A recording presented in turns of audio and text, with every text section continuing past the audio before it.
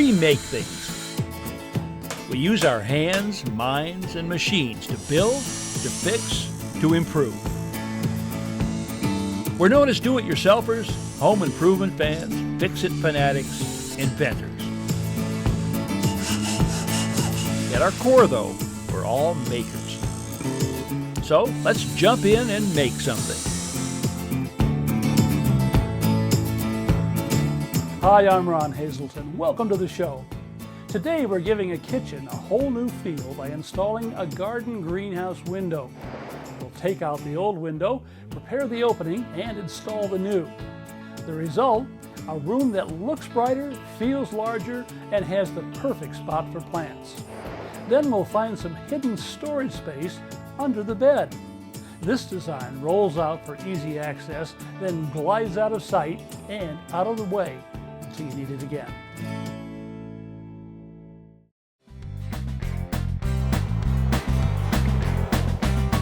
Well, this ought to be a pretty good trip. I'm headed to Laguna Beach, California to visit Jenny Kemp.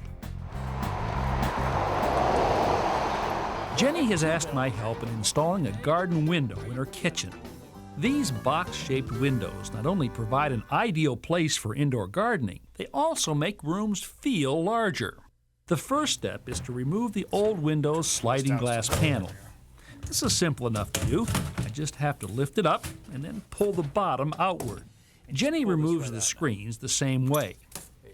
To get the fixed panel out, she uses a hammer and a pry bar to loosen and remove a center brace. With it gone, the fixed panel lifts out the same as the first. Our next step is to remove the exterior trim. What I'd like you to do first of all is take this utility knife and right in here where these two meet, just go ahead and cut the paint away. The reason I want to do that is that this is fairly heavy paint and it's actually could be acting a little bit like glue. So that'll help this break away. That's perfect. And drive it right in there. After Jenny scores the rest of the trim, we go to work prying it off. Pull it in this direction, other way. There you go. Just right. Wiggle it around until it comes in. Okay, good. With all the trim gone, we have access to the old aluminum window frame. And that's next to go. Okay, now this is kind of caulked in place here. So what I'm going to do is give this a whack from the inside here. If you can kind of pull from the outside, Jenny. All right. But keep your balance because this could let go at any time. It might come slowly. I really don't know. Okay. So this, good, that's going. Let me get the block up here at the top. Okay.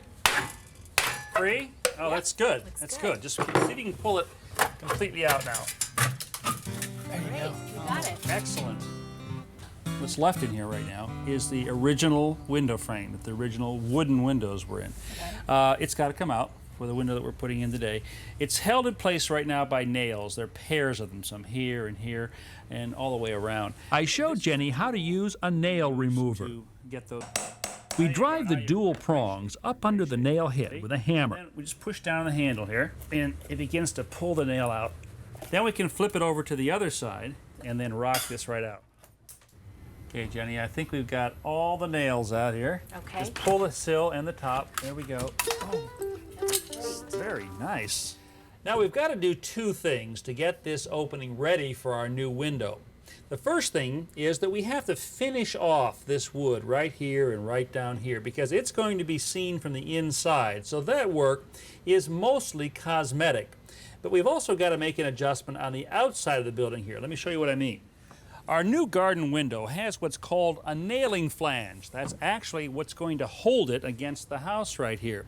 It attaches to this 2x4, actually the front edge of it.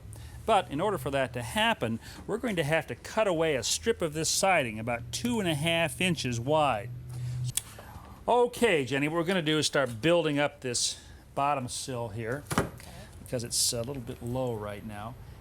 Pull it out, okay? So we're going to nail this in place. Now we could use a hammer and nail. Great. Nah, we're No? not going to do that. I Oh, believe man. in nail guns, okay? Oh my gosh. So here's how you use this.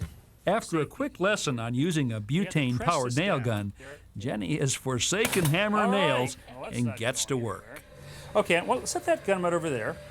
I'm going to give you a little bit smaller gun right here, same idea. And we're going to start putting some pieces on the top now. This is a piece of shim, actually, just a spacer. Jenny nails the shim in place, and then we add a trim piece. Okay. Now we're ready to begin cutting away the siding. This small handheld cordless power saw is lightweight and easy to handle. Now, it's just a matter of following that line. Jenny finishes off the cut, and the siding is easily removed. Now, to make sure that our new garden window is watertight, we'll be using two materials, caulking, which we'll be putting on later, and this is waterproof flashing paper. I've inserted that behind the sheathing up here and made sure that each section overlaps. We fold the flashing paper back over the siding and tape it down to make way for the fin around the edge of the window. Next, Jenny spreads a heavy bead of silicone caulk around the edge of the opening. This will give us a good seal between the window fin and the framing. At last, we're ready for the garden window. It's quite heavy, so Jenny's next-door neighbor, Gary, helps me lift it into place. It looks fantastic. Yeah? It makes the kitchen look so much bigger. I secure the window by driving rust-resistant screws through the fin and into the framing of the house. Jenny adds another bead of caulk. Then we remove the tape and fold the flashing paper on top of the fin and trim off the excess with a utility knife. On top of the paper, we place strips of wood, filler strips, that will provide a nailing surface for the new trim. A final bead of caulk, 4 pieces of trim, and our garden window installation is complete. You like your window, huh? Yep. Oh, good. Thank you so much. Now say, have you looked under your bed lately? Perhaps there's nothing under there.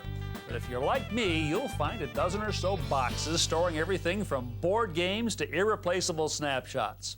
Well, today, I'm going to show you a better way to use that space with the help of a young friend of mine, Jonathan McCleary. Hi, Jonathan. How are you?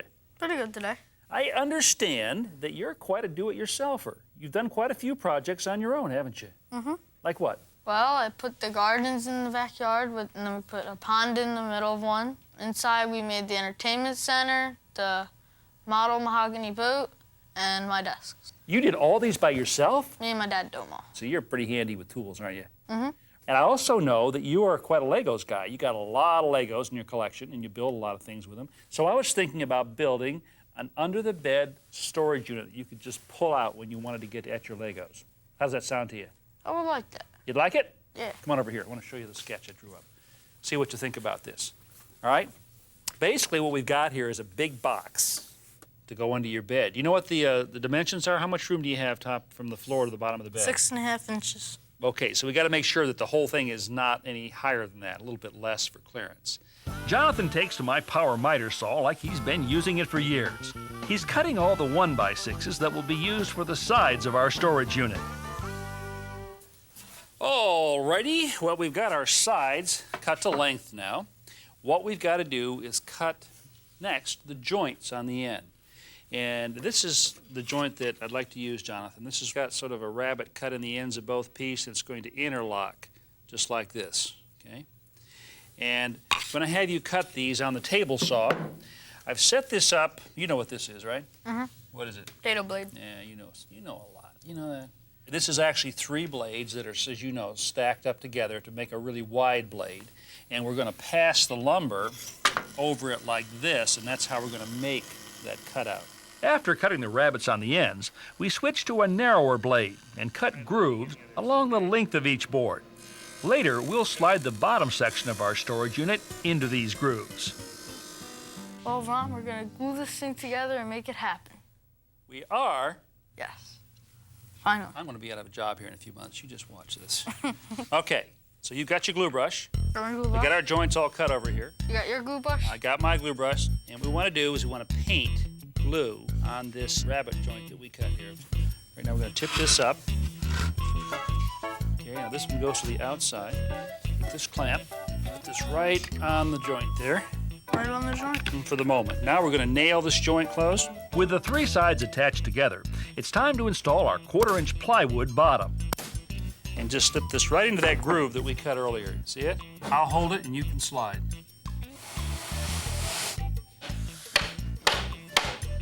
think it's in all the way. Uh-huh. I like that. It sounded good, didn't it? Like it was solid.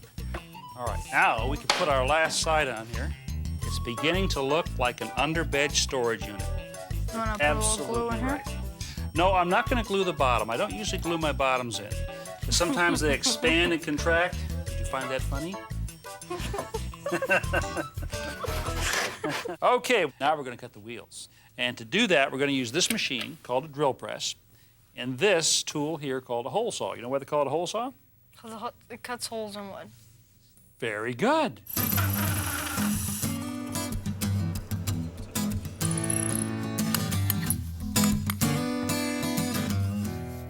Okay, you ready to do this?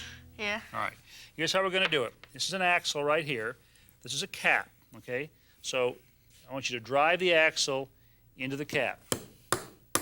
Put a couple of washers on there. While you're doing that, I'm going to put some, this is very fast setting, 5-minute epoxy right here. Okay. Just on the end, about 1/4 of an inch back from the end. There you go. Nice and generous. Now, we're ready to put the wheel in that hole right there. Shove it all the way in. Take this piece of tape, like a clamp, and just hold it there. That epoxy will set in about 5 minutes. While we wait for the epoxy to dry, Jonathan drills some holes in the front of the storage unit so that we can install drawer pulls. Give this a couple turns and let me know when it's gotten started. I think you got started. it. Okay, now I'll put the second one through. I think so. You got it. Mm-hmm. Very accurate drilling. You were right on the money. Ready for a test run? Yes, sir. Hey, I like this, huh? This is fun. Hey, it works really great. You know, I gotta tell you something. I think we did a darn good job. Does it meet your quality standards? I like it. It does meet my standards. Good. Can I help you carry it outside and load it on your bike? That'll be a big help. Great for dance. Okay, where are you parked? Right out here? Yep. Is that the two-wheeler, the red one? Yeah. All right.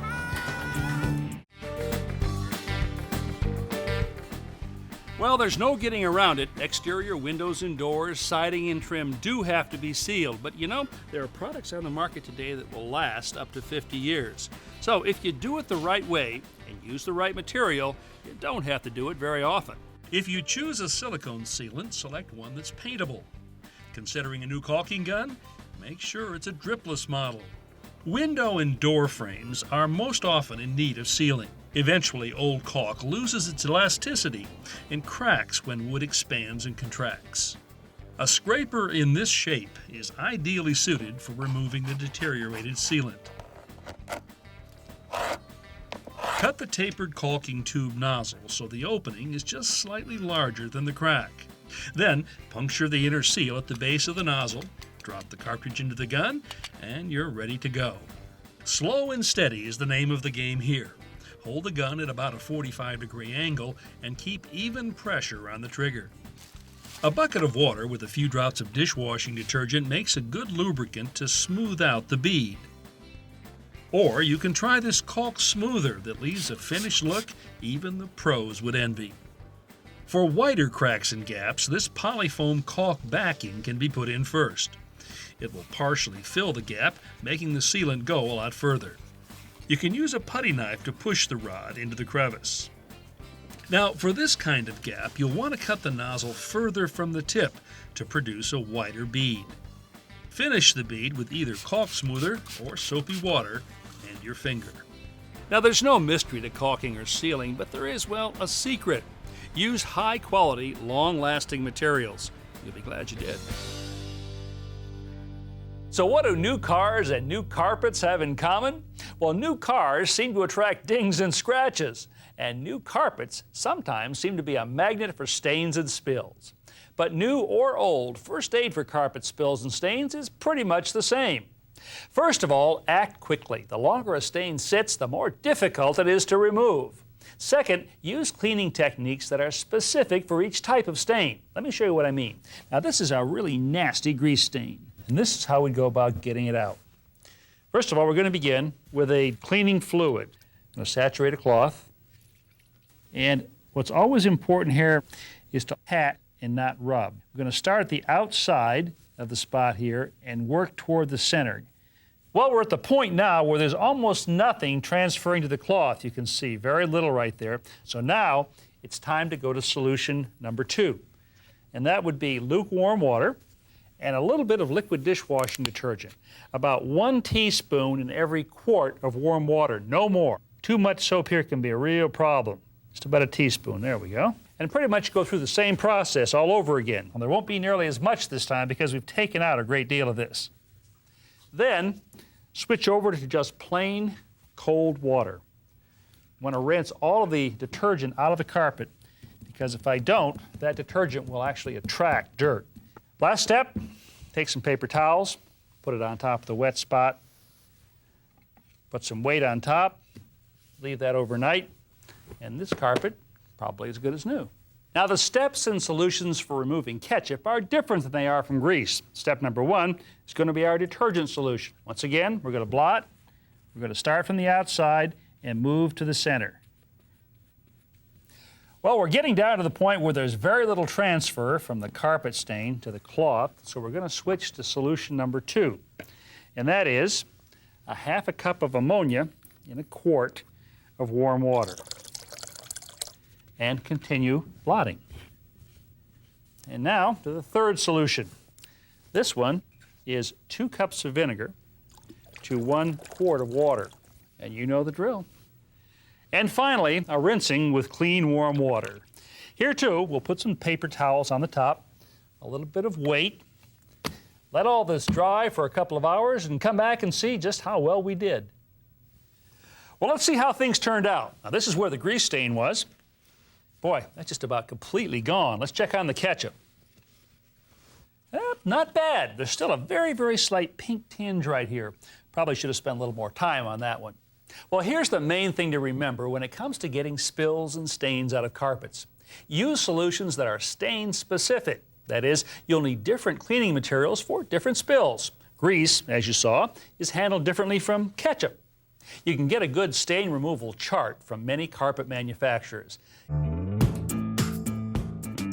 Sometimes when it comes to repairing a small nick like this in a piece of furniture, the solution I find actually in my daughter's art supplies. First, I choose one that comes close to the color of the surface I'm repairing. Using a butane gas match lighter, I carefully soften the tip of the crayon, then work the liquefied wax into the nick or gouge. As soon as the wax is cooled, I buff off the excess with a piece of very fine steel wool. Often, I add a second color using a different crayon. Then blend the two together with the steel wool. So the next time you've got to negate a nasty nick, well, check with the kids. They may have something that'll just do the trick. To view today's projects again, visit ronhazelton.com, where you'll find hundreds of how-to videos available 24/7.